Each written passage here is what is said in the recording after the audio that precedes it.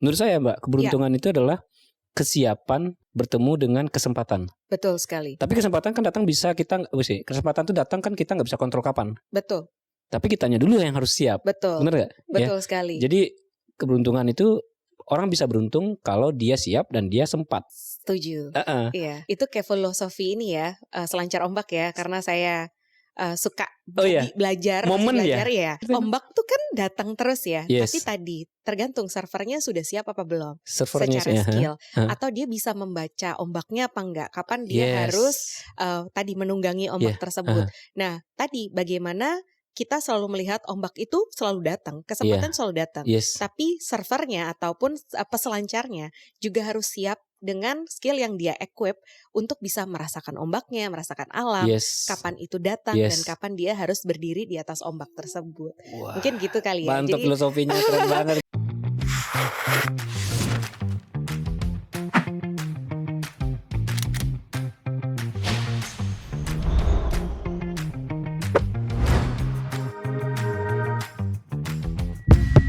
Halo sahabat Sila, selamat datang kembali di Sila Tuh Rasa, setiap cerita istimewa. Bersama saya Reda dari Rumah Teh Indonesia. Podcast kita kali ini akan ditemani oleh salah satu UMKM yaitu Yuks Makan Food ya. UMKM yang memproduksi keripik kentang ebi, cabai bubuk dan chili oil dari wilayah Cakung, Jakarta. Nah, keripik kentang ebinya cocok banget untuk jadi teman camilan ya sambil ngeteh ataupun jadi lauk nih. Cabai bubuknya juga cocok untuk taburan makanan dan chili oilnya nih bagus, enak banget nih kayak ini ya. Bisa sebagai cocolan untuk dimsum. Ini pas banget nih buat kita ngobrol ya, nyemil sambil ngeteh. Semua produk olahannya itu tahan suhu luar ruangan sampai 12 bulan. Tanpa pengawet dan menggunakan bahan yang berkualitas. Jadi aman dikonsumsi sebagai usia. Ya, yang pasti kebersihannya terjamin karena sudah tersertifikasi PIRT dan halal. Yang mau cobain bisa kepoin langsung Instagramnya, chat adminnya ya di @yuksmakanfood sekarang. Oke? Nah, pas banget nih kita ngobrolin tentang UMKM ya, bisnis UMKM. Seringkali kalau UMKM ya itu banyak sekali tantangannya, mulai dari produk sampai dengan masalah yang sangat krusial yaitu marketing dan branding. Nah, hari ini ya kita kedatangan tamu yang sangat spesial, yang sangat ahli di bidangnya untuk membicarakan tentang marketing dan branding khusus lagi buat UMKM. Siapa lagi kalau bukan Mbak Dian Septia. Dian Maya. Oh, Dian Maya Septia. Dian Maya Puspitasari. Gak apa-apa. Kenapa Septian ya? Dian Maya Puspitasari. Bukan salah satu. Mbak Dian Maya Puspitasari sebagai Commercial Director dari Big Chance Agency. Tepuk tangan dong buat Mbak Dian. Terima kasih. Ini saya gimmick aja Mbak biar. Gak apa-apa. biar apa namanya mencairkan suasana gitu. Tegang sekali karena apa? Karena ini udah berapa lama lagi udah podcast shiftingnya gitu. Kan kita nabung konten nih. Iya. Sebenarnya banyak cerita nanti strategi-strategi dalam menjalankan usaha UMKM. Sampai dengan seperti ini, membuat podcast, nabung konten, terus melakukan kegiatan banyak hal bermacam-macam. Tapi sebenarnya baik lagi UMKM yang saya temui teman-teman itu tantangannya adalah di bagian branding dan marketing. Dan saya berterima kasih banyak nih buat Mbak Dian sudah mau berkenan untuk hadir membagikan ceritanya, membagikan pengalamannya, pengetahuannya untuk UMKM nanti yang nonton acara ini. Sangat senang sekali bisa berbagi ya. Dan memang kalau buat dari saya pribadi ya ngelihatnya tuh ya benar, branding itu dan juga marketing selalu jadi dibilangnya momok untuk teman-teman UMKM. Ya, kalau buat saya pribadi sama teman-teman selalu gini, wah kemasannya UMKM banget ya, gitu. Ya kemasannya UMKM banget ya. Nah itu yang kayaknya mungkin harus dirubah dan mungkin buat kita pribadi pada saat pertama kali datang ke Rumah Teh Indonesia, Sila adalah salah satu yang luar biasa. Mungkin kalau misalnya UMKM itu kan selalu dilihat dari berapa revenue yang masuk ke perusahaan tersebut ya. Nah ini tuh Saya mungkin kurang tahu revenue-nya berapa, tapi kalau di label UMKM, it's beyond UMKM. Kalau lihat dari secara kemasan, look ya, dan betul, kesannya. Betul, Oke. betul. Terima kasih banyak Mbak Dian. Betul, dan rasa yang didapat. Rasa yang didapat, oke. Nah, itu memang jadi pengalamanku juga ketika misalnya ketemu dengan beberapa pebisnis atau UMKM itu. Mereka seringkali ngelihat, wah Sila mah sudah besar. Itu ada dua hal sebenarnya, ada positif dan negatif buatku. Ya. Satu adalah kalau lihat Sila udah besar, nanti orang percaya bahwa Sila sudah besar. It's good point. It's good point. Ya. Berarti aku brandnya sukses, melakukan brandingnya sukses. Ya.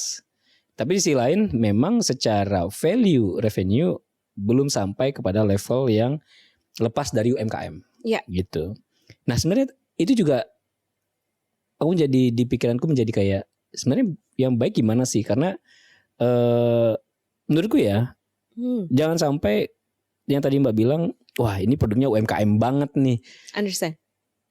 Ini positif apa negatif nih maksudnya? Produknya UMKM banget nih. Maksudnya gimana tuh, Mbak? Iya, kalau dari point of view saya ya, sama teman-teman terutama ya, kadang tuh kalau misalnya kemasannya terlalu UMKM, akhirnya harganya itu tuh jadi jauh di bawah harga yang memang seharusnya. Itu mungkin kekurangannya ya. Contoh kita suka bikin jokes gitu di internal.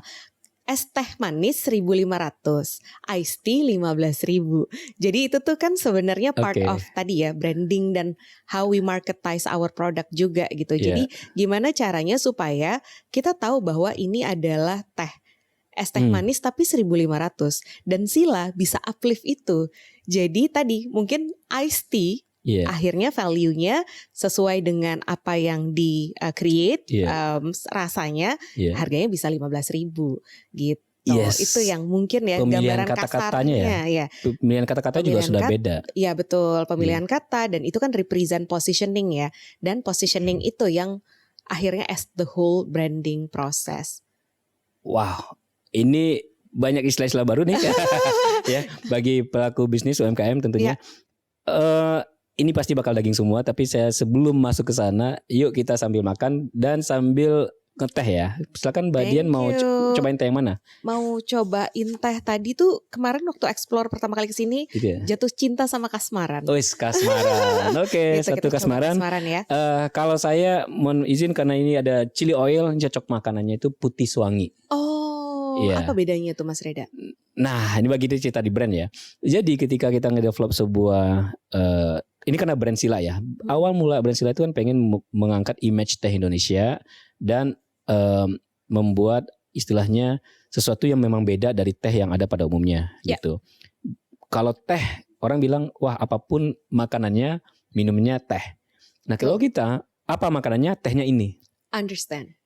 Itu tuh kayak ini ya filosofi budaya minum wine ya. Iya bisa ya. Cocoknya sama cocok apa? Ada pairingnya gitu. Karena kita bukan cuma sekedar membangun kebiasaan, habit, tapi budaya gitu. Karena Sila itu kita sampaikan sebagai a signature of culture Indonesia in a cup of tea. Wow. Gitu. Jadi membudayakan Indonesia dalam satu cup teh, jadi satu cangkir teh. Jadi bukan cuma sekedar teh, tapi adalah budaya yang hadir di dalamnya. Makanya ada storytelling di belakangnya. Begitu. Nice. Wah, gak sabar. Gak sabar. Sambil bahas branding ya. Ya. Kasmaran dan putih suwangi satu ya. Sebelum kita masuk yang ke daging tadi, boleh diceritakan sedikit nggak Mbak? Apa sih itu Big Change? Oke, thank you Mas Reda. Jadi Big Change Agency itu adalah business management consulting firm. Sebenarnya dimulainya tuh awalnya di Melbourne. Jadi the co-founder, partner saya Christopher Tobing, dia memang besar dan sekolah di Australia.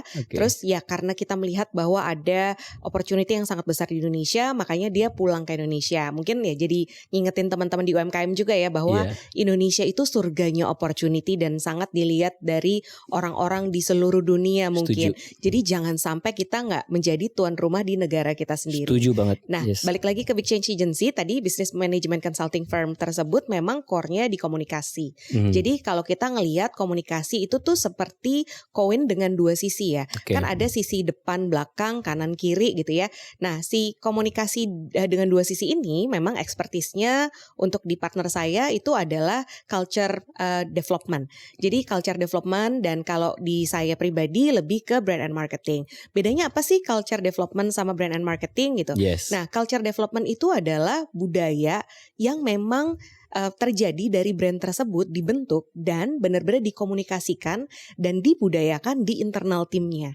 Jadi sebenarnya pada saat brand ada, itu tuh yang harus tahu dan harus believe adalah selain founder atau co-founder adalah internal timnya. Setelah itu kuat dan settle, baru brand and marketing team berperan untuk mengkomunikasikan itu ke eksternal. Jadi itu jasa yang kita punya yang mungkin akan membuat sedikit berbeda dari agensi yang lain karena kita punya jasa yang end to end. Jadi kita rapikan dulu di dalamnya, culture development-nya, baru pada saat itu siap dan kita siap untuk bisa berkomunikasi keluar gitu. Keren, tepuk tangan dong buat Big Chance. Terima kasih Mas Reda. Otak saya langsung moncer.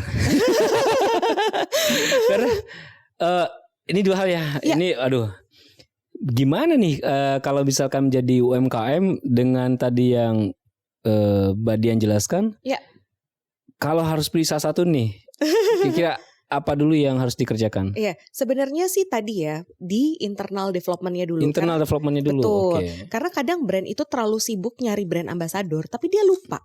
Sebenarnya internal timnya itu adalah sumber daya yang paling bagus dengan cost yang paling efektif untuk mempromosikan brand tersebut. Makanya sekarang brand-brand besar ya, kita sebut aja mungkin ojek online. Dia banyak memberdayakan leadersnya untuk bisa bercerita, internal timnya untuk bisa bercerita, even drivernya untuk bisa bercerita. Nah, jadi tadi daripada kita terlalu pusing untuk memikirkan bagaimana eksternal perceive, yang lebih baik dilakukan paling pertama adalah selain founder itu tim yang memang bekerja sama sampai dari yang paling bawah sampai atas, balik lagi ke bawah ke atas lagi, itu paham betul tentang apa yang sedang mereka kerjakan dan punya belief yang kuat di sana. Itu sih yang sebenarnya step pertama harus dilakukan. Betul banget ya. Kalau udah bicara eksternal pasti costnya besar. Tapi you can start with the internal dulu ya. Exactly. Gitu. Nah, gitu guys. Jadi ini menarik nih. Ini jadi saya karena udah berkecimpung juga sebenarnya di brand and business ini sebelumnya. Yang Mbak Dian sampaikan tadi mengingatkan kembali saya tentang ya apa yang harus jadi prioritas dulu nih sebelum kita melenggang ke luar sana gitu. Betul. Karena kalau kita di internalnya saja belum beres, terus kita publish keluar dan kacau, itu kontrolnya lebih susah lagi ya. Betul. Nah, saya itu sambil nyatet loh, sambil belajar.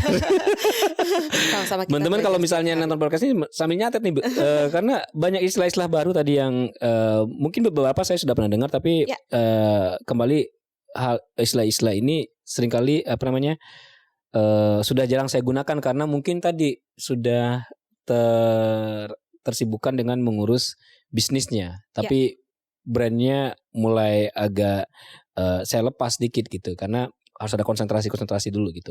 Nah, saya pengen boleh bahas satu dong? Boleh dong. Pertama tentang culture development. So tadi kan Big Chance punya 2. Punya service untuk culture development-nya internal perusahaan dan juga marketing and branding. Apa bedanya antara 2 ini, culture development dan marketing dan branding? Sebenarnya tadi kalau kita ambil persamaannya dulu ya. Persamaannya adalah sama tentang komunikasi tentang brand tersebut. Komunikasi. Gitu. Jadi kalau culture development kadang kan mungkin kita hafalnya adalah korkom, tim PR corporate gitu. Corporate communication. Corporate communication. Nah, itu yang memang dia mengorkestrasi tentang tadi si culture development-nya. Terus dari itu kalau beda itu persamaannya ya dengan brand and marketing. Tapi tadi sebelum brand itu di launch, yang harus believe paling pertama adalah internal team karena mereka adalah the real brand ambassador atau brand advocate yang memang punya tugas untuk mempromosikan brand tersebut.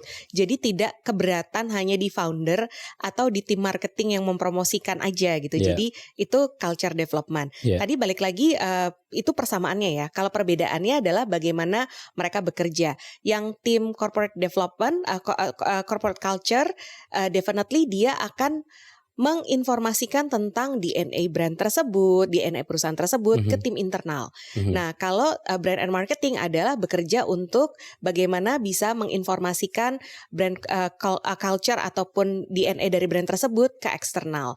Karena tadi pada saat kita memproduksi sesuatu, mungkin kita sedikit bercerita tentang Sila lah ya. Iya. Saya juga banyak dengar tentang Sila dari tim saya, karena kan mungkin ketemunya adalah dengan timnya Mas Reda waktu itu di Baklara acara di sebuah acara.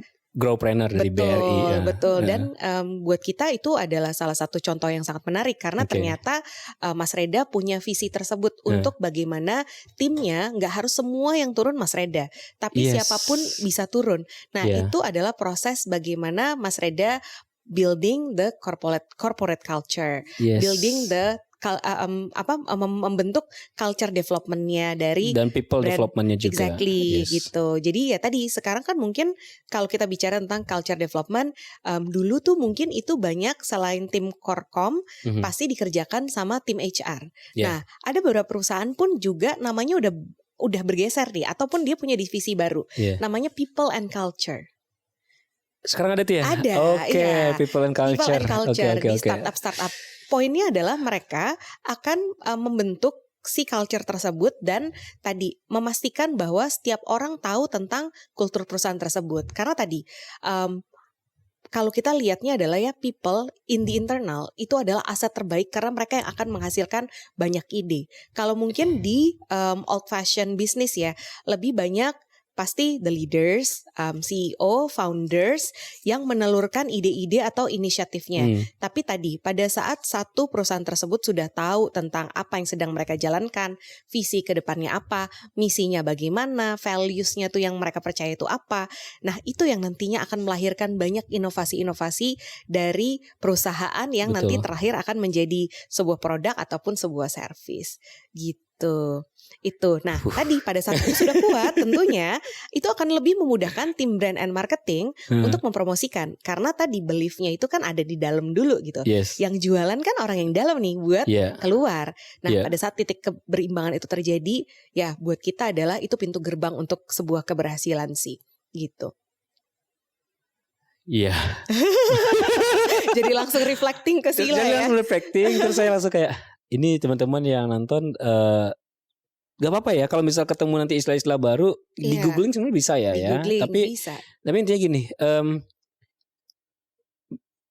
kita akan bahas UMKM-nya nih Mbak. Karena beberapa UMKM tuh yang menurut saya ya yang paling menentukan UMKM itu sukses apa enggak itu mentalnya sama mindset. Betul sekali. Gitu. Betul sekali. Kadang-kadang beberapa dari teman-teman itu ibaratnya ya UMKM ya modalnya tipis-tipis mas segini aja gitu kan. Terus yang kedua ya kita butuh dibantu dan segala macam. Menurutku Sila bisa punya brand yang alhamdulillah tadi Mbak perceive dengan sangat baik. Ya karena mungkin aku punya modal dulu sebelumnya pernah menjadi brand and business consultant juga. Sehingga tahu mana yang ideal nih. Tapi juga yang Sila ada sekarang ini bukan yang ideal 100%, malah ini baru 25%-nya gitu. Idealnya masih ada nih kita yang harus berprogres gitu. Tapi kita menjalankan bisnis ya tetap bisnis jalan, branding juga harus dijaga gitu. Bisnis jalan ini yang kita fokus konsentrasikan dulu untuk membuat branding yang 100% tadi, yang ideal tadi bisa kita capai. Jadi ada skala prioritasnya yang mana yang urgent dulu dikerjakan gitu. Tapi yang penting balik lagi nih mindset gitu dan mental. Ada masukan gak buat teman-teman UMKM atau setidaknya bagaimana kita bisa sebagai UMKM memulai untuk punya sesuatu yang bisa kita komunikasikan tadi. Karena sebelum kita mengkomunikasikan kita punya dulu dong. Nah itu bagaimana dari Mbak Dian? Mungkin tadi relate sama pembicaraan kita di awal ya. Kadang tuh kalau kita ngelihat produk di racking di supermarket ataupun di retail space apapun itu ya, kita dari jauh tuh suka bisa lihat, wah itu produk UMKM tuh gitu. Ada labelnya, langsung ada produk UMKM tuh. Kalau produk UMKM tuh gitu. UMKM banget nih produk gitu. Betul. Apa sih yang sampai akhirnya membuat orang-orang punya mindset seperti itu adalah mungkin brandingnya kurang cantik. Itu yang jadi poin. Bukan berarti itu jelek ya, tapi kurang cantik atau kurang appealing. Sedangkan tadi yang kita pelajari adalah orang itu kadang tidak membeli produk, tapi dia membeli rasa yang sama. gitu. Rasa yang sama yang dimiliki oleh pembelinya. Rasa. Iya, rasa. Sampai ke hati gitu ya. Sampai ke hati. Yang Iya. dia bisa lihat itu tuh resonate kepribadian dari pembelinya. Nah, Oke. kadang Iya, kita iya, tahu iya. bahwa buat saya pribadi nggak ada produk UMKM yang jelek. Tapi Oke. mungkin brandingnya kurang mengeluarkan rasa tersebut yang akhirnya bisa memanggil customer ataupun calon customer nih gitu.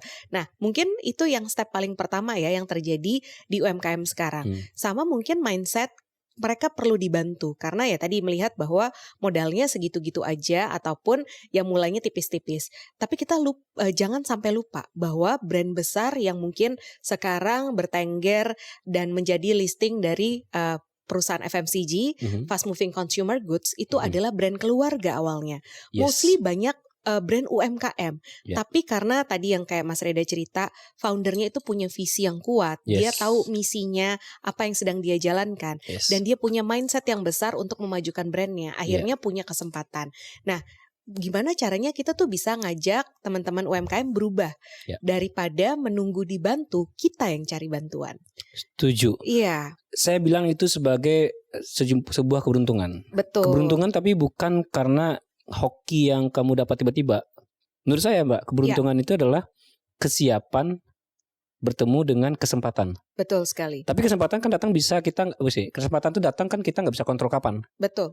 Tapi kitanya dulu yang harus siap. Betul. Benar nggak? Betul sekali. Jadi keberuntungan itu orang bisa beruntung kalau dia siap dan dia sempat. Setuju.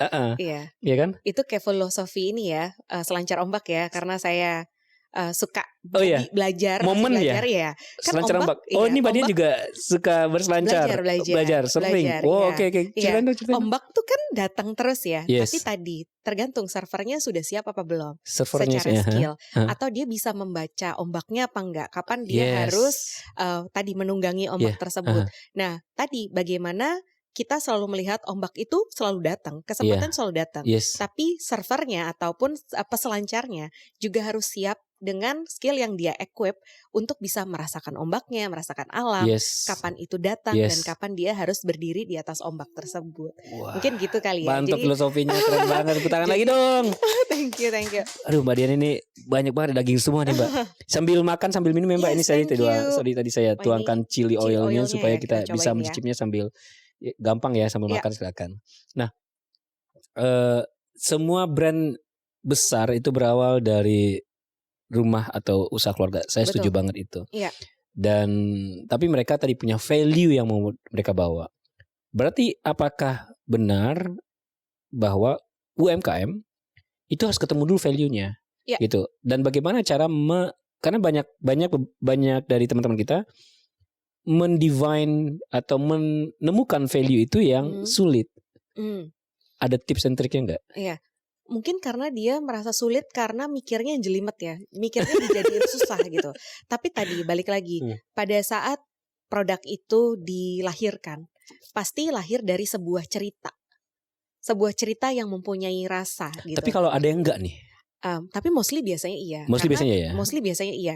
Karena ya tadi mostly itu adalah biasanya wisdom keluarga ataupun value-value keluarga gitu. Mungkin ya tadi ya Mas Reda dari keluarganya sendiri mungkin sangat menyukai teh. Akhirnya ngulik gitu. Akhirnya ngulik dan mencari tahu.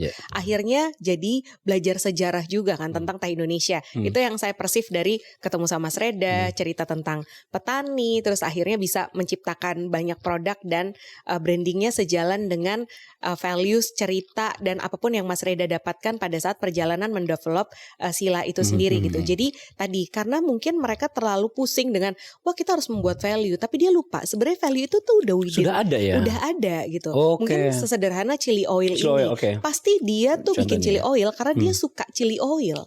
Dan mungkin tidak menemukan chili oil yang sesuai dengan lidahnya, akhirnya bikin sendiri. Dan dia punya belief bahwa chili oil saya enak. Dan ini yang membuat saya berbeda dengan yang lain. Nah itu sendiri sebenarnya udah bisa diturunkan menjadi value. Value-nya adalah mungkin tadi diferensiasinya.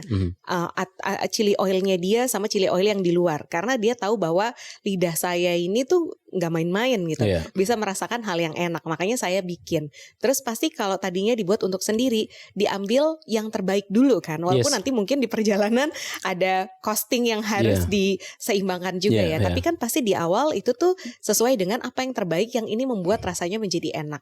Dan mungkin tadi dengan makan chili oil mungkin itu yang akhirnya menyatukan keluarganya mereka. Karena semua makanan dicampurkan dengan chili oil. Nah, itu sendiri sebenarnya udah jadi values ya, udah jadi values, udah bisa jadi cerita yang bisa diceritakan kembali, dan rasa itu yang harus dikasih informasinya ke konsumen yang ada di luar supaya menangkap orang dengan rasa yang sama, akhirnya membeli produk tersebut gitu. Jadi nggak harus akhirnya nggak harus terlalu pusing dengan menciptakan hal yang nggak ada gitu, tapi dari yang ada dulu aja. Yes. Berarti sebenarnya kayak YM Food misalnya bisa bikin cerita bahwa chili oil yang mempersatukan keluarga gitu ya? Bisa, salah satunya. Keren.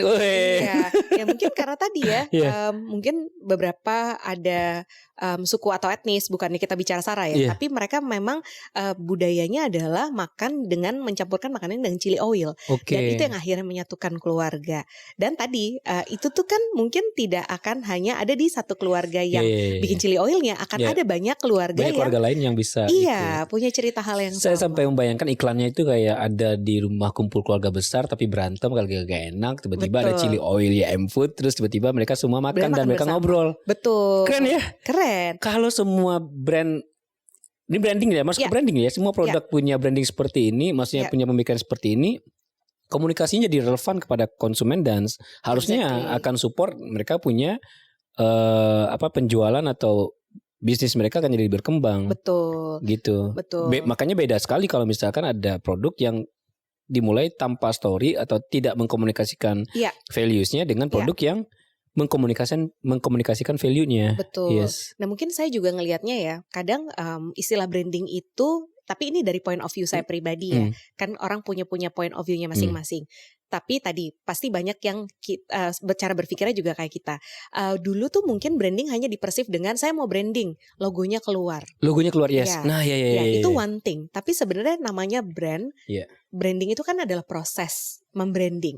Jadi it should be beyond dari logonya keluar, tapi ceritanya keluar, value-nya keluar. Itu yang buat saya pribadi sebenarnya proses branding tuh sejatinya harusnya seperti itu, beyond hanya logonya ada di mana-mana. Karena logo tuh kalau nggak diceritain kan dia nggak bisa bicara ya. Betul. Jadi harus ada orang-orang yang membantu untuk menceritakan tentang logo tersebut, tentang values-nya, tentang produknya, dengan banyak kegiatan yang bisa dilakukan gitu. Jadi ya tadi banyak sekali opportunity yang bisa dilakukan oleh teman-teman di UMKM, karena sebenarnya pasti mereka lahir karena mereka punya cerita tentang produk tersebut. Betul, pasti ada ceritanya. Pasti ada ceritanya. Tinggal ya ditulis aja atau dibukukan lah ibaratnya. Betul.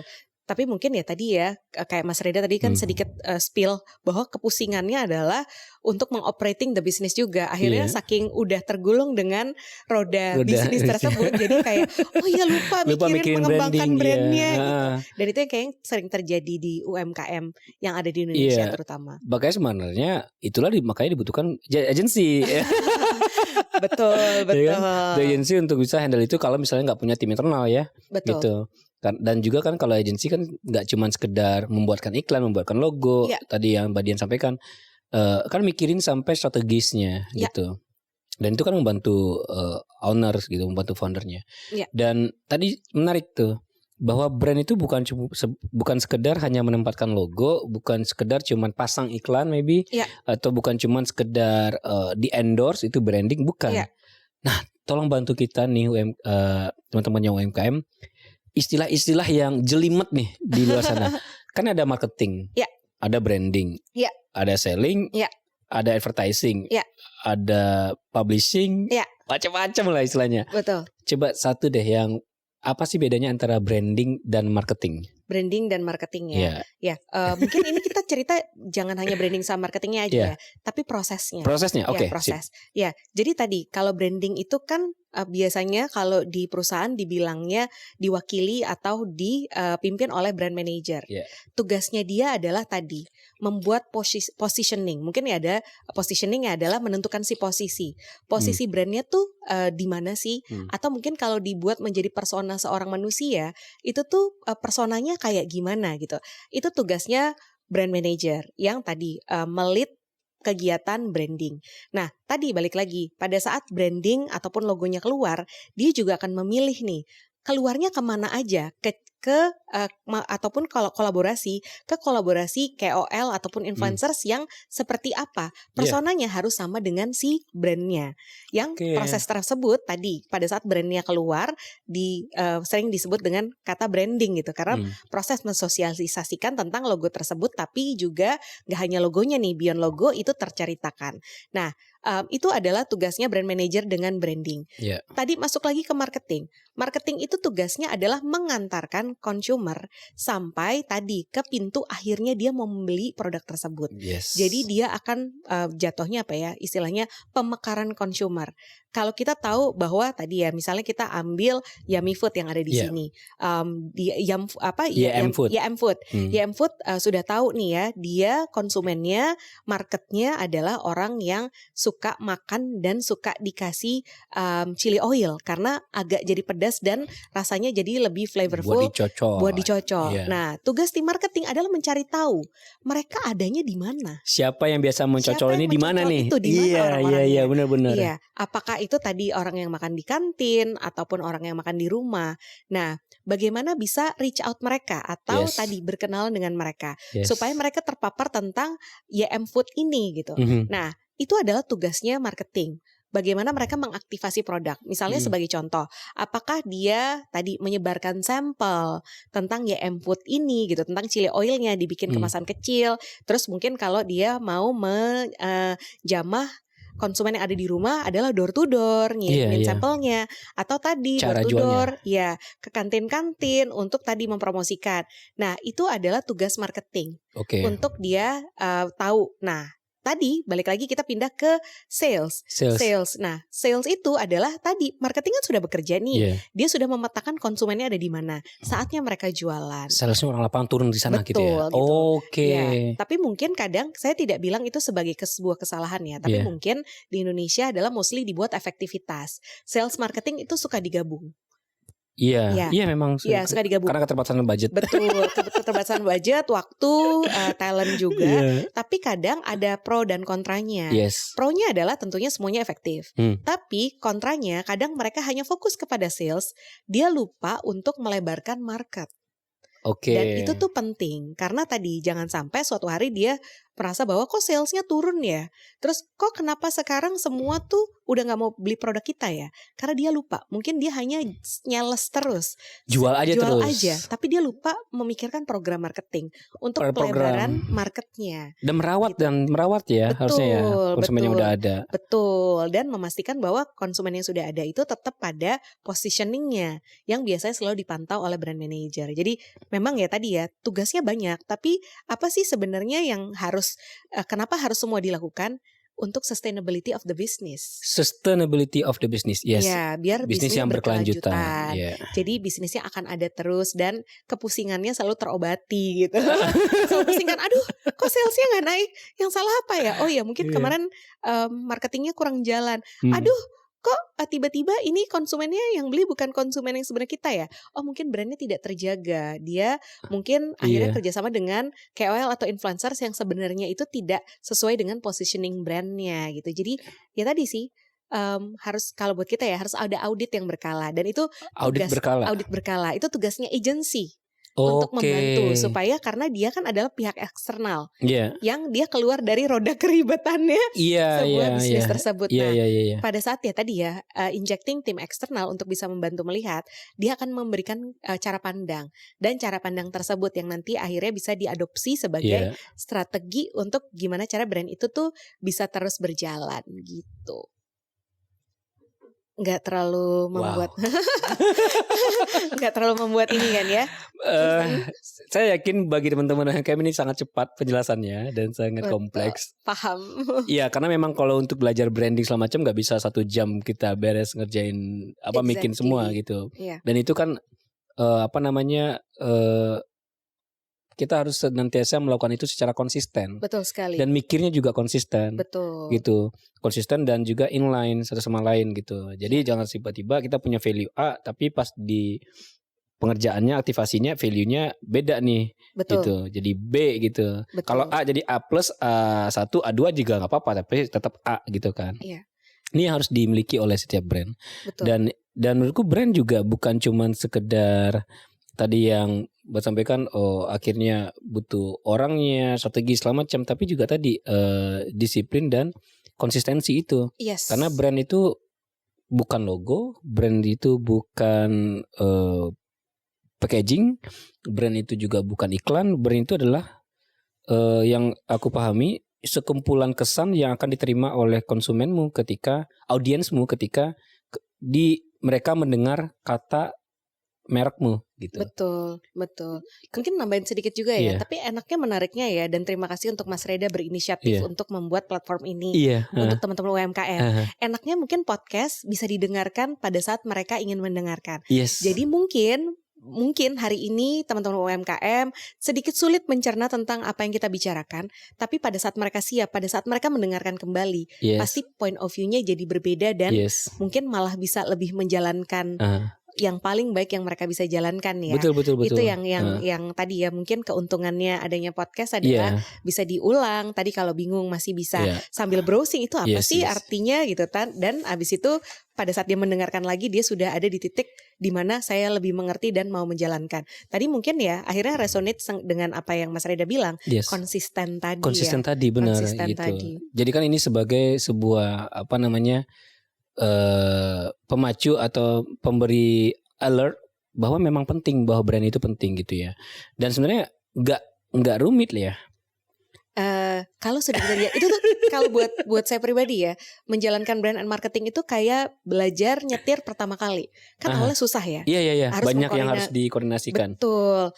Gigi, gas, rem, setir gitu. Terus aware sama semua dashboard dengan indikator-indikatornya ada apa gitu. Tapi pada saat sudah lebih piawai, bisa kapan dia harus tahu kapan dia ngebut, kapan dia harus pelan, terus kapan dia harus irit karena bensinnya ataupun dananya udah tidak sebanyak itu. Itu saya rasakan banget Mbak. Jadi ketika kita punya brand yang jelas, kita itu bisa dengan mudah membuat keputusan yang tepat. Betul. Gitu. Betul.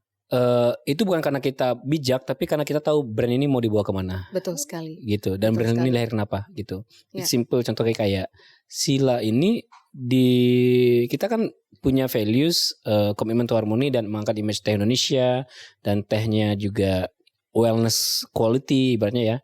Nah kita sudah state komitmen kita bahwa tidak akan menggunakan perisa, pewangi, kimia tambahan apapun lah itu di luar dari bahan ingredients yang sudah ada gitu. Kita nggak akan pakai itu.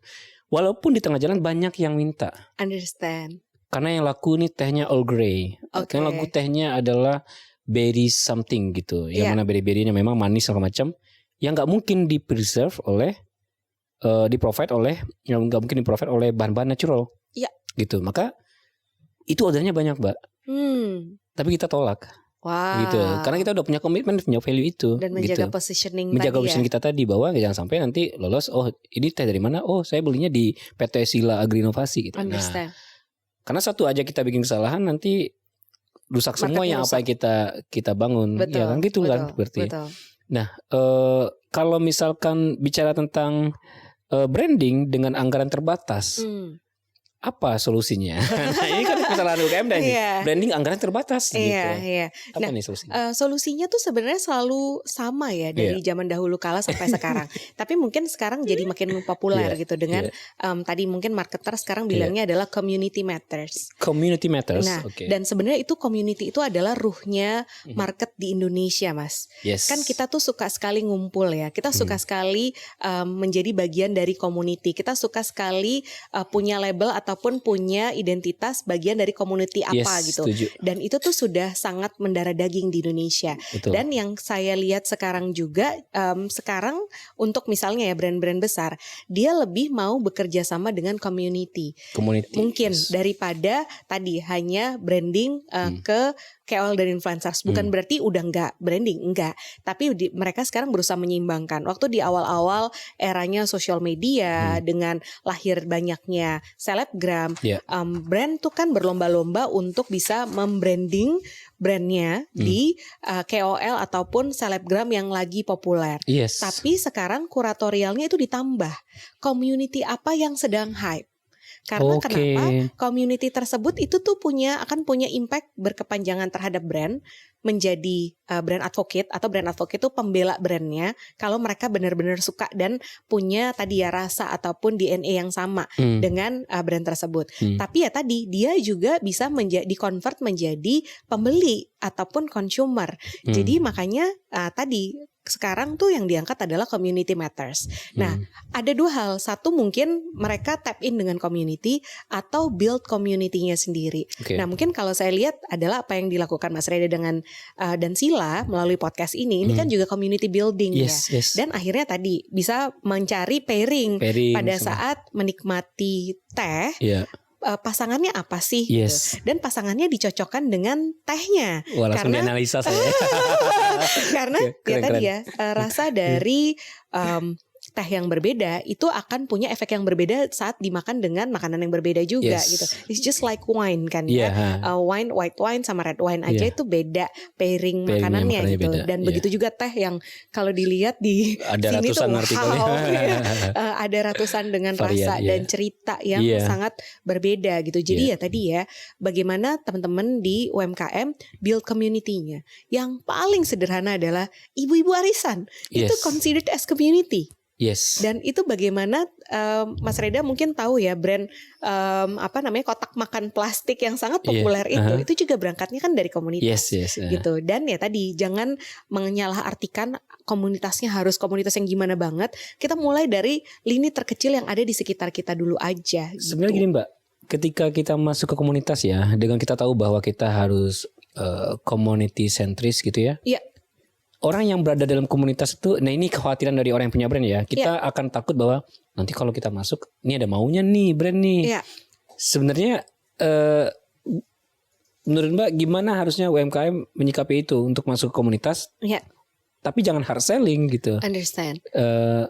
Gimana tuh caranya? Iya, tadi ya balik lagi kalau buat kita kan likes attracts likes atau yang serupa akan menarik yang serupa. Iya. Pada saat dianggapnya itu akan komersial dan mungkin akhirnya ini siapa nih yang mau masuk?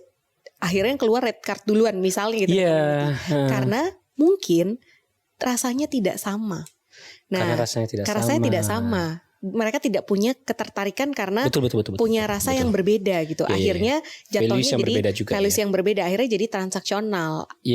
Dan mungkin terlalu transaksional. Tapi pada saat pendekatannya adalah kita cerita dari values. Kenapa kita ingin berkolaborasi dengan komunitas tersebut. Karena rasa ataupun valuesnya ataupun DNA-nya itu sama. Pasti mereka juga akan terbuka akan kolaborasi tersebut gitu. Wah iya benar-benar. Iya. Nah menarik ya Mbak. Aku langsung dapat insight bahwa sebenarnya Sila nggak sebegitunya untuk mencari community. Likes attracts likes itu benar banget. Kita punya value ini dan itu yang kita komunikasikan, itu yang kita tampilkan. Tapi secara sendirinya ada yang ngajak kita kolaborasi. Dan kita juga pilih di situ. Oh ini sama nggak? Jangan sampai nanti tiba-tiba kolaborasinya value-nya berbeda. Aku sampaikan itu ke brand manajerku.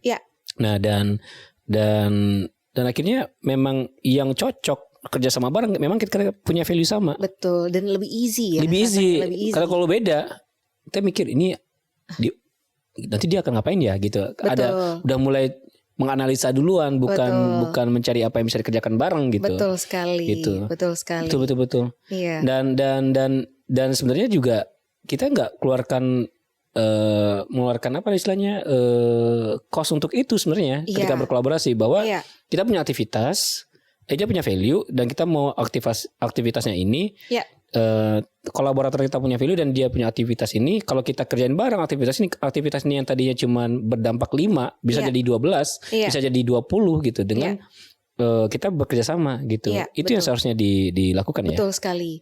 Mungkin yang kadang terlupa adalah mereka sudah pernah merasa mengkomunikasikan hal tersebut sekali. Tapi bedanya adalah marketing itu menyebutkan satu hal 1000 kali, bukan 1000 hal satu kali. Wah, itu yang suka terlupa nih dari teman-teman UMKM dan merasa kan kita udah pernah gitu. Udah pernahnya berapa kali? Apakah menyebutkan 1000 hal satu kali? Tapi Itu yang harus diubah. Menyebutkan satu hal 1000 kali. Nah, ini Bruce Lee banget ini. Ya. Bruce Lee hanya bilang dia cuma melatih satu tendangan 1000 kali. betul, Gitu. betul. Supaya satu kali kena tendang orang itu. Betul. Iya.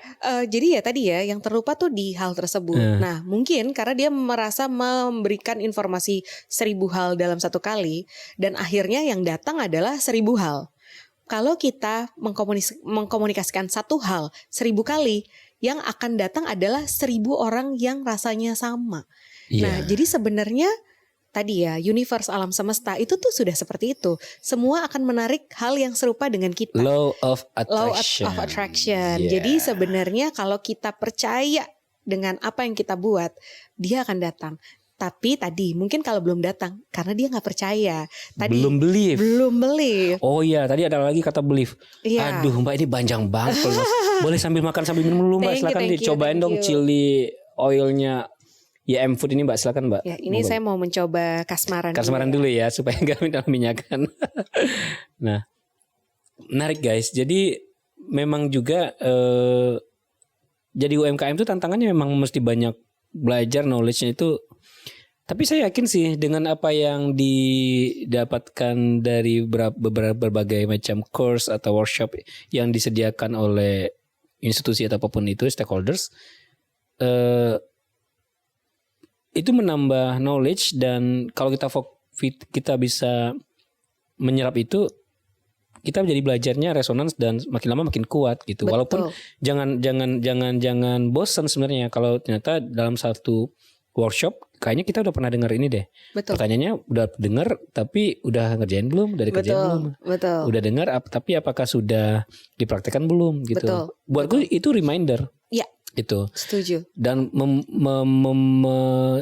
ibaratnya kayak membuat tim Sila itu ikut dalam program workshop yang macam-macam. Buatku itu sebagai development mereka supaya aku punya teman diskusi yang seimbang. Setuju sekali. Gitu. Ya, itu yang paling mahal ya Mas ya dari proses bekerja ya. Yes. Kalau kita bekerja sendiri semua akan serba cepat. Yes. Tapi paling susah dari bekerja adalah membuat orang bekerja, mengorkestrasi orang untuk bekerja yang sama rasanya ataupun sama level of doing it-nya sama kita sendiri gitu. Dan itu masuk ke culture development ya. Dan itu masuk ke culture development. Secara tidak sadar aku melakukan itu loh. Wow. Jadi ibaratnya kayak terima kasih banyak, kayak ya karena tadi karena Sila, aku tuh ibaratnya komit dengan value yang Sila bawa. Dulu si Redani nggak begini bentuknya Mbak. Maksudnya pembawaannya itu beda, bukan yang seperti sekarang gitu. Dulu lebih aktif, lebih petakilan.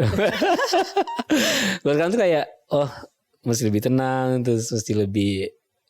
Oh ya, satu lagi nih, kita tuh kan punya values, core valuesnya tuh T ya. Iya. T. Yes. There is T in everything we do. Wow. Nah, T yang pertama teamwork. Oke. Jadi semua orang yang kerja di sini harus kerja tim, nggak boleh kerja sendiri-sendiri. Iya. Gitu. E itu adalah empowering others, empowerment. Iya. Jadi ketika kamu punya skill A, kamu harus bisa mengajarkan skill A itu ke yang lain. Ketika yang lain ini juga pengen mendapatkan skill itu atau menguasai hal itu. Jadi makanya empowerment, setiap orang di sini mesti saling belajar satu sama lain. Iya. Ya kan, terbangun teamwork, terbangun empowerment. Yang ke A yang terakhir adalah aspire to be always better. Iya. Jadi buat kamu yang sekarang sudah merasa kamu hebat, kamu harus terus belajar. Wow. Gitu supaya inovasinya nggak berhenti. Makanya nama PT kita PT Sila Agri Inovasi. Wow. Bukan PT Sila Teh Indonesia gitu. Iya. Karena agri ini yang kita besarkan. Dan itu yang akhirnya kita punya, sebelum kita memulai berdagangnya, sellingnya, marketingnya, ini dulu yang mau kita oret-oret dulu tuh Mbak. Wow. Gitu. Ya. Nah pertanyaannya, mungkin saya punya privilege itu karena sudah belajar brand and business consultant sebelumnya. Ya. Tapi bagi teman-teman UMKM yang mungkin sudah terlanjur punya produk dan mau memperbaiki dirinya, ada saran nggak? Ya. Tadi ya mungkin malah resonate sama apa yang Mas Reda bilang, yang mungkin lupa dan sering lupa untuk di-develop ataupun diperbaiki di awal adalah tadi niat ataupun motivasi ataupun mindset. Yes. Nah kebanyakan tuh mungkin teman-teman UMKM ada di zona nyamannya dia dan dia punya belief systemnya sendiri tentang nggak apa-apa gini-gini aja, ataupun yang penting saya fokus ke barangnya terjual. Gini aja Nah, masih hidup kok gitu betul. ya. Oke. Itu tidak apa-apa kalau nyaman, tapi Iya. tadi kalau ingin berinovasi yang harus dirontokkan adalah limiting belief-nya. Rasa-rasa terbatas yang kayak, tapi kan kita kecil, tapi kan Tapinya. kita dananya nggak besar, tapi kan tim kita nggak besar gitu.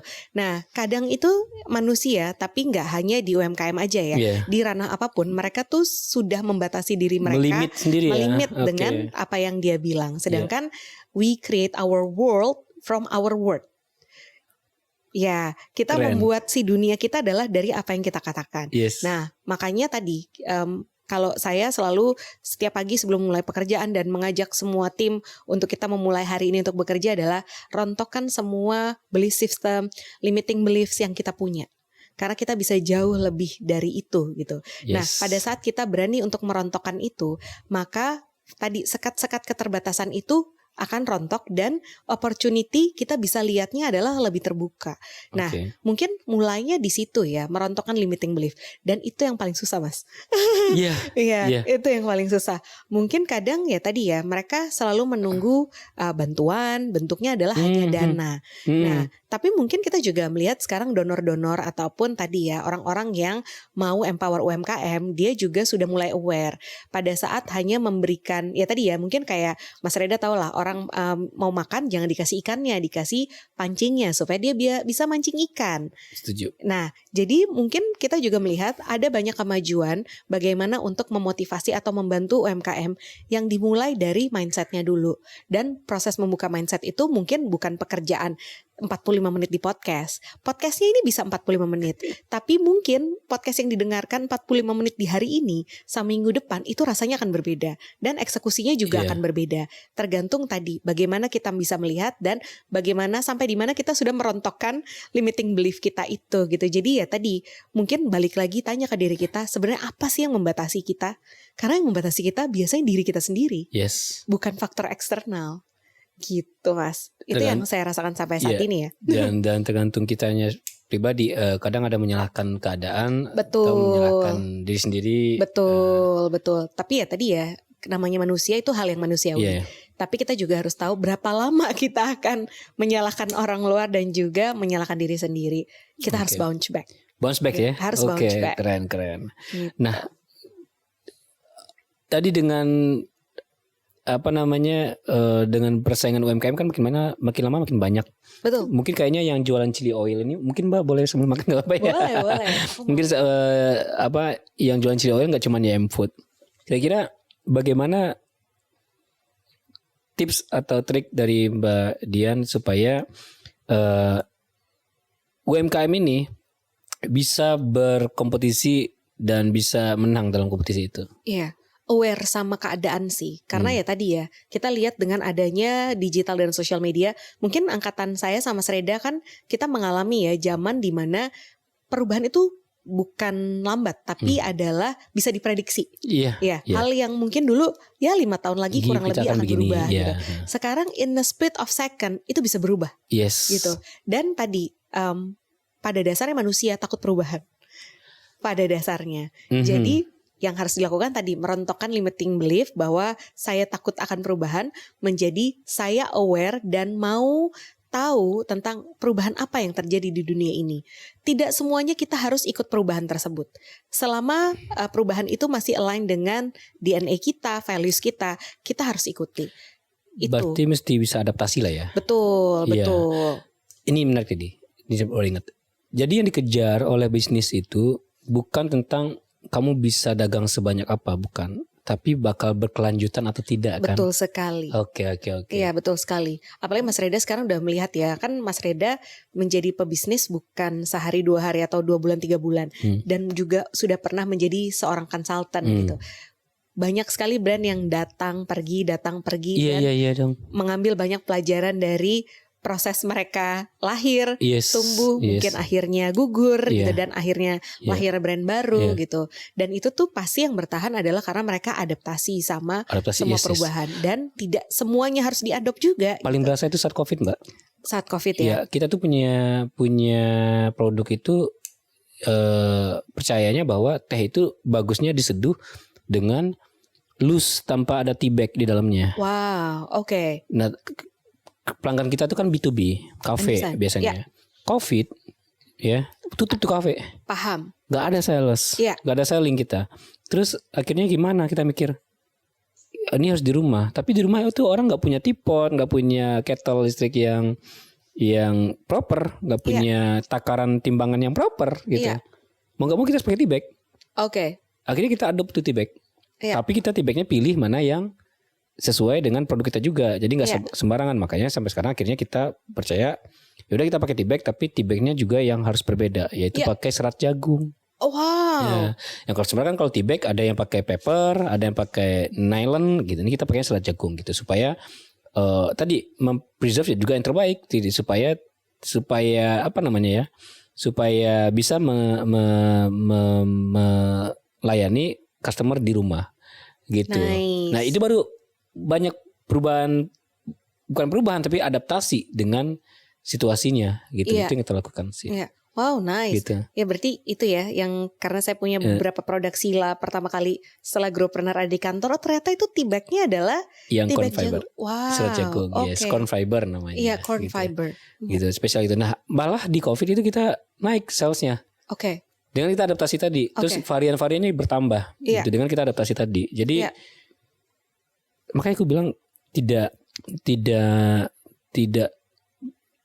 ada alasan buat UMKM untuk tidak berkembang sih. Betul. Selama dia mau Betul. beradaptasi gitu. Betul. Sama mungkin ini ya yang mungkin harus diadaptasi sama teman-teman UMKM di luar sana. Satu hal yang harus diingat adalah tidak boleh takut gagal ya. Yes. Iya. Tidak boleh takut gagal, benar. Iya.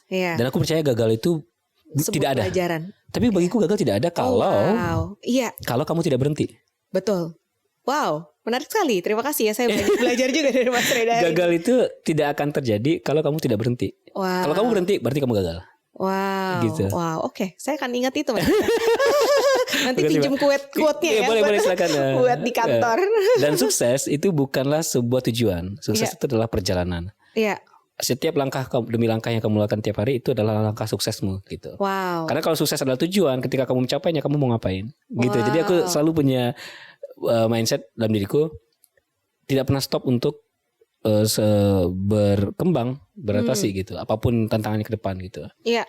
Aku akan gagal kalau aku berhenti. Gitu. Wow. Ya, kita nggak boleh berhenti. Aduh, aku jadi konsultasi. Ya. Karena tadi men-trigger dirimu tuh men-trigger banyak hal di kepala aku yang Iya. aku jadi ingat ini. Terus berikutnya adalah bagaimana cara kita mengukur keberhasilan branding. Iya. Karena ada teman-teman di sini kayak, wah saya sudah ngiklan sekian banyak di ini boncos nggak ada untungnya. Iya. Gimana tuh Mbak? Ya, tadi ya sebenarnya indikator keberhasilan tuh sangat banyak sekali. Tapi mungkin dan ini tidak salah ya. Tapi ini tidak satu-satunya. Jadi to notes ini adalah bukan satu-satunya indikator keberhasilan. Tapi yang paling utama memang tentunya bottom line sales. Karena kan at the end of the day tadi ya kita membutuhkan cash itu untuk selalu berproduksi dan lain sebagainya dan lain sebagainya. Tapi jangan lupa sales yang kamu rayakan itu adalah sales sekarang. Yang harus dipikirkan juga adalah sales ke depannya. Tadi sustainability. Maka tadi kita harus merayakan semua indikator keberhasilan. Contoh misalnya kita mengakuisisi komunitas baru misalnya dari ibu-ibu arisan misalnya tadi YM Food dari ibu-ibu arisan pindah ke ibu-ibu pengajian. Itu harus kita rayakan juga. Itu sebuah milestone karena pada saat punya komunitas baru, maka program marketingnya berjalan, maka brandingnya juga akan disesuaikan bagaimana bisa berkomunikasi dengan ibu-ibu pengajian selama tadi ya. Mungkin misalnya kita bicara tentang YM Food itu adalah platform untuk mengkoneksikan keluarga melalui makanan gitu. Walaupun makanannya berbeda tapi tetap satu YM Food chili oil yang akhirnya menjadi penengah gitu, dan lain sebagainya. Tadi yang harus dirayakan tuh banyak hal, setiap milestone, mengakuisisi komunitas baru, terus mungkin tadi keberhasilan pada saat mereka keluar di media apapun ataupun pada saat mereka terkurasi untuk menjadi winner dari kompetisi UMKM apapun gitu. Itu harus dirayakan. Karena pada akhirnya itu yang akan menjaga dan membuat bisnisnya menjadi lebih sustain. Pada saat dia menang award kan mungkin bukan hanya hadiahnya aja, tapi learningnya. Karena kita tahu bahwa sekarang tiap kompetisi pasti mereka tidak akan hanya memberikan hadiah, tapi juga mengequip mereka dengan skill. Bootcamp dulu. Nah, skill itu yang nantinya akan membuat brandnya jadi lebih baik kan. Dan itu sebenarnya adalah milestone indikator keberhasilan juga. Sampai dia dilirik oleh penyelenggara, berarti dia brandnya sangat menarik untuk akhirnya di-invite dan akhirnya mungkin dia menang mendapatkan penghargaan. Potensial lah ya. Potensial gitu. Jadi ya tadi ya, walaupun at the end of the day bottom line-nya sales, tapi jangan selalu memikirkan sales sekarang atau hanya besok. Ya juga bukan cuma sales sebagai tolak ukur ya. Betul, tapi sales ke depannya akan kayak bagaimana gitu. Karena kadang tadi sih banyak yang terjadi adalah dia sedih. Iya, dulu tuh sales kita kayak gini. Kenapa harus dilihatnya dulu terus? Waktu dulu kamu ngapain? Itu kan pertanyaan berikutnya ya Mas ya. Gitu. Ya dulu kamu ngapain? Terus kamu memikirkan gak di masa depan harus apa supaya salesnya kayak dulu. Itu dia yang akhirnya mereka selalu sedih. Dulu tuh akhirnya tadi menyalahkan external factor, menyalahkan sejarah. Iya, padahal juga harus di kitanya apa yang kita perbuat supaya ke depannya itu salesnya menjadi lebih baik dan atau tetap baik gitu. Gila sih. Iya. Kalau Big Change ini udah ada ini enggak aku nanya dulu. Big Change ini udah handle berapa klien? Waduh, kalau bilang klien tuh berapa ya? Sangat banyak. Lebih dari 100 lah. Mungkin ya. Kan kita sudah masuk ke tahun ke-10 ya. Tahun Februari ini sampai ke depan berarti itu tahun ke-10 klien ya. Udah sukses. Sebenarnya mungkin ratusan klien ya. Dari ya tadi ya mungkin kalau core kita memang banyak perusahaan besar. Tapi kita tidak pernah menutup untuk bisa membantu atau empower UMKM. Karena tadi kita punya belief bahwa UMKM itu tuh adalah cikal bakal dari perusahaan besar. Dan buat kita UMKM tuh buat kita sebenarnya juga jadi lab. Untuk trial error. Tapi bukan berarti akhirnya jadi kelinci percobaan, bukan ya. Tapi adalah gimana caranya kita bisa menginovasi segila-gilanya dari sebuah inovasi dengan cara yang seedan-edannya. Karena kan pasti keterbatasan dana itu jadi hal yang common ya di UMKM ya. Nah kita ingin itu tuh menjadi praktek bahwa sebenarnya keterbatasan budget itu tidak membatasi kita untuk bisa berpromosi. Tapi bagaimana tadi ya kita bisa induce creativity di dalam tim tersebut, atau selalu melihat celah dan opportunity menjadi hal yang menjadi benar-benar bisa dilakukan gitu. Itu yang selalu kita suka untuk bisa mengadopsi UMKM sebagai klien sih. Kalau aku percaya bahwa tadi kalau Mbak bilang kalau UMKM sebagai lab atau mohon maaf tadi sebutnya kelinci percobaan, bukan bermaksud untuk sebagai kelinci percobaan ya, bukan.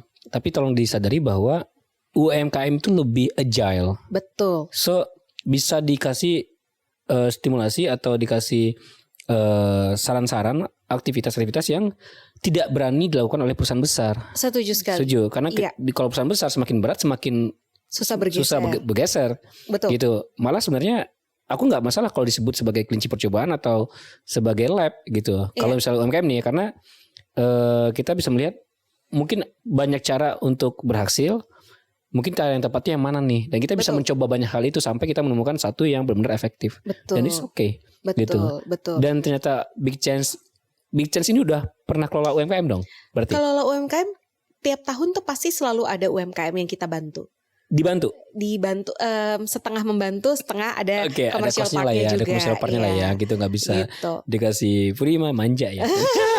Ya tadi kan, jadinya akhirnya nunggu bantuan. Tapi kita harus saling membantu nih. Mereka mau cari bantuan, karena ada cost loh. Kita membantu. Sama juga ini bisnis kan. Betul. So apa yang ada contoh, mungkin ada pengalaman dari Mbak Dian selama mengelola UMKM, isu-isu yang ibaratnya saya akan kasih yang tantangan dulu. 5 mental atau mindset dari UMKM yang harus diubah kalau ingin sukses.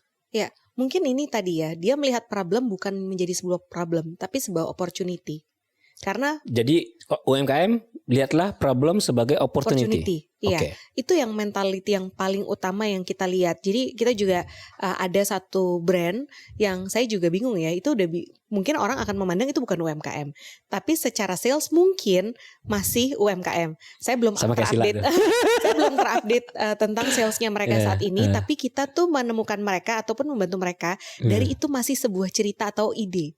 Karena saya juga mengajar di kelas ideation kan, ideation. Ya, kelas ideation yang waktu itu memang diinvent oleh salah satu Leonardo Sabrata, former director of Smesco. Dia membuat satu tempat inkubasi bernama Industri, dan saya ketemu sama klien saya sekarang itu adalah di kelasnya Industri. Waktu itu saya menjadi mentor, dia menjadi mentee, dan saya tahu brand tersebut tuh dari sebuah cerita brainstorm sampai sekarang udah mungkin tahun ke-9 ya mereka menjalankan brand tersebut dan bisnis tersebut yang mungkin kalau orang melihat persifnya itu tidak bisa dikonsider sebagai UMKM lagi sebenarnya. Walaupun saya juga harus cek dulu ya dia udah beyond atau masih UMKM. Nah, tapi yang jadi poin adalah yang saya lihat foundernya selalu melihat problem itu menjadi opportunity dan bagaimana dia bisa empower orang-orang atau stakeholder yang involved dalam program atau project bisnis tersebut supaya mereka terberdayakan. Jadi tadi itu tuh kadang saya tahu bahwa being a founder, being entrepreneur is a lonely job ya Mas. Lone wolf. Kalau sendirian aja. Iya betul. You need to cheer everyone that working with you. Terus your consumer to believe on you.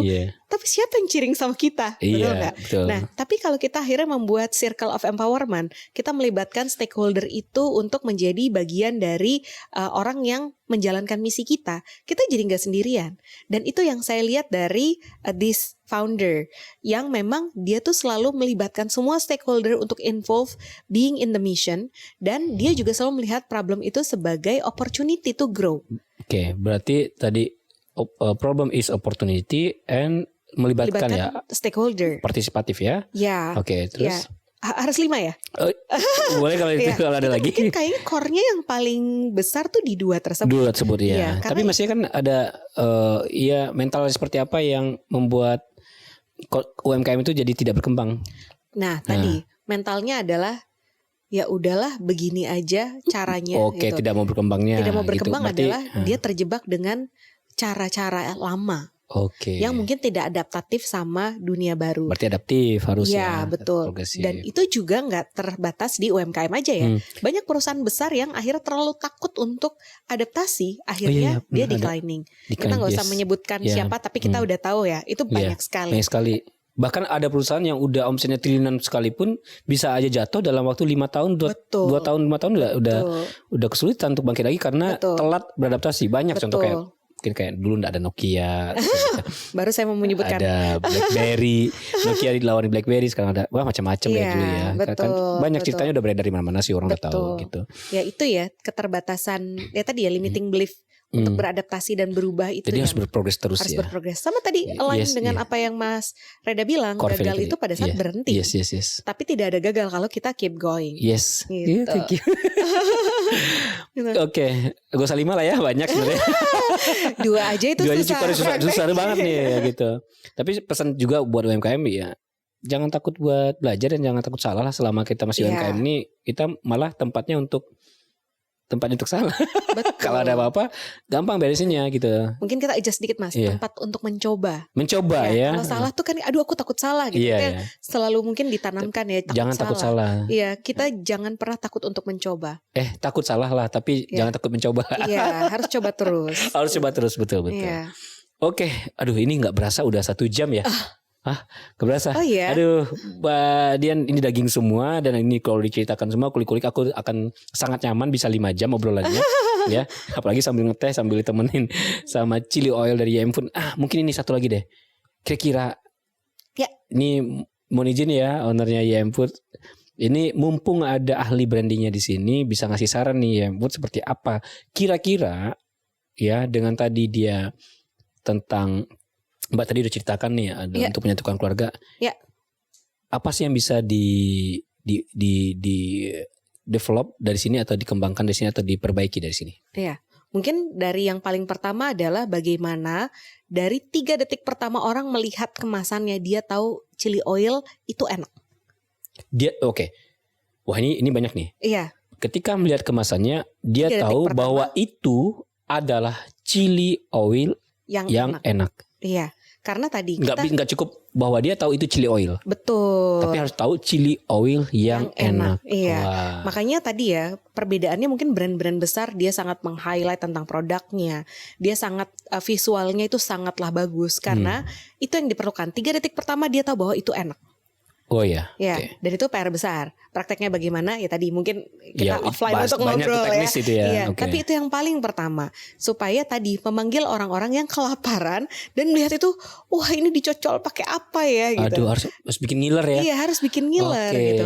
Itu yang paling penting dari brand makanan sih. Iya. Setelah itu akan banyak membuka pintu gerbang ke yang lain. Jadi ya Oke. tadi sih gimana cara kita bisa mengimprove stikernya. Mungkin tadi ya ini keterbatasan manpower, terus mungkin produksi dan stakeholdernya terbatas. Tapi pada saat dia punya kemasan yang bisa membuat orang 3 detik pertama melihat itu enak, maka orang akan mau mencoba dan membeli. Gitu. Aku punya ide. Wow, gimana Mas? Jadi kalau misalkan UMKM kan keterbatasan untuk budget segala macam. Iya. Padahal mungkin dia tahu mana yang benar, tapi nggak mampu melakukannya Iya. karena tidak bisa secara skill dan tidak punya budget. Tapi agensi know the things how to do it, tapi juga tidak ada budget untuk membantu ibaratnya langsung. Kira-kira apakah mungkin ya kerjasama antara agensi dan UMKM itu bisa dibuat suatu hal yang sifatnya sharing cost and sharing revenue? Iya. Something like that. Iya. Itu bisa? Iya, mungkin kalau tadi ya bisa dikumpulkan menjadi sebuah community, terus udah gitu itu bisa empowernya barengan gitu, kelas yang jatuhnya inkubasinya berkelanjutan itu bisa Iya. sangat dilakukan. Bisa Mungkin ya. yang sekarang terjadi adalah setelah selesai udah gitu Udah, dilepas. iya, selesai Iya. udah inkubasi udah beres selesai. Betul. Tapi kalau misalnya itu dibuat jadi hal yang berkelanjutan, ada kelas follow up-nya, terus Yes. ada sesi konsultasi Yes. yang mungkin kita bilangnya adalah quote unquote kayak speed dating gitu ya. Iya. Jadi mereka bisa berkonsultasi tapi itu dibuat menjadi berkelanjutan bisa dilakukan. Iya, iya, iya. Tuh. Apa ada nggak di Big Chance pernah bikin itu atau sudah dilakukan mungkin? Ya, kalau sejauh ini memang kita banyak involve di kegiatan-kegiatan memang yang bisa empowering community ataupun empowering community in UMKM ya. Iya. Itu sudah kita jalankan. Dan memang Oke. dari situ biasanya kita mengkurasi brand apa yang mau kita carry over untuk Yes. kita nurture lebih jauh lagi. Itu memang sudah kita lakukan. Apa yang nilai dari kurasi itu? Biar ini siap teman-teman UMKM nih, apa aja yang perlu disiapkan untuk kurasi Iya. produk itu? Lebih ke founder mentality dulu sih yang kita cek ya. Balik lagi Iya, mental dan founder mindset mentality, foundernya. betul. Kalau mental dan mindset foundernya mau berubah, Betul. kita siap bantu. Betul. Gitu ya? Betul, itu dia. Karena pada akhirnya dia yang akan menjadi motor dari Yes. sebuah proyek tersebut kan. Setuju lagi Gitu. karena selanjutnya, Mbak. Ya dan selalu gagalnya kalau foundernya gak punya mentality tersebut. Yes, yes, Itu yes, yes. selalu Mentality, mindset dan ketiga itu ada satu lagi Mbak, disiplin. Betul, Iya, betul. iya. Aku tuh banyak ketemu teman-teman yang bukan teman ya, calon-calon investor gitu ya.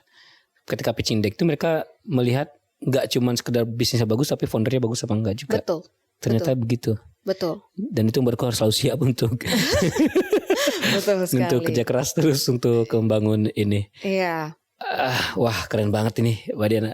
Terakhir aja nih. Yes. Ini kita punya kamera di sisi sana. Ya. Mungkin terkait dengan boleh secara personal ataupun secara mewakili Big Change, Mbak Dian mau kasih pesan kepada siapapun pendengar Silatu Rasa perihal brand and business culture development apapun itu, quotes of the day lah ibaratnya. Kira-kira apa yang ingin disampaikan kepada pemirsa Silatu Rasa? Oke.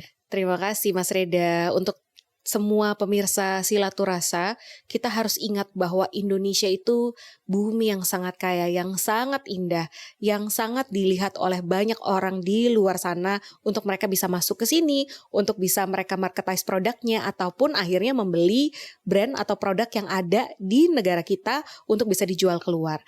Maka kita harus bersyukur dan kita juga tidak boleh kalah dan kita harus tetap menjadi tuan rumah di negara kita sendiri. Itu aja. Oke, putangan buat Mbak Dian. Sama-sama, terima kasih Yes. untuk tim Silatu Rasa juga. Yes. Orang-orang seperti Mbak Dian dibutuhkan oleh banyak UMKM loh. Bener, Amin. gue bener butuh banget UMKM itu bisa ketemu sama Mbak Dian untuk buat mereka sadar gitu loh. Amin. Bahwa jangan sampai nih nyesel Kini teknologi makin maju, pasar semakin bebas, tiba-tiba Betul. produk kita itu kalah bersaing dengan produk luar. Betul sekali. Sekarang sudah kejadian sebenarnya Banyak, gitu. ya. Banyak datang dari negara itu dengan segala murah-murahnya itu ya kan. Iya. Jadi Padahal komoditasnya dari kita ya. iya, padahal bahan dasar juga dari kita. Jadi ini kasusnya juga. Jadi barang-barang yang bagus tuh dikirim keluar, di packing di luar, di branding di luar, beli lagi kita bangga makanya. Betul. Gitu. Betul. Dan teh juga sama seperti itu. Wow. Dan ini yang kita ibaratnya Sila datang itu bukan sebagai kompetitor dari teh Indonesia yang sudah ada di Indonesia, bukan. Kita tuh adalah pagar untuk teh dari luar yang akan masuk ke Indonesia.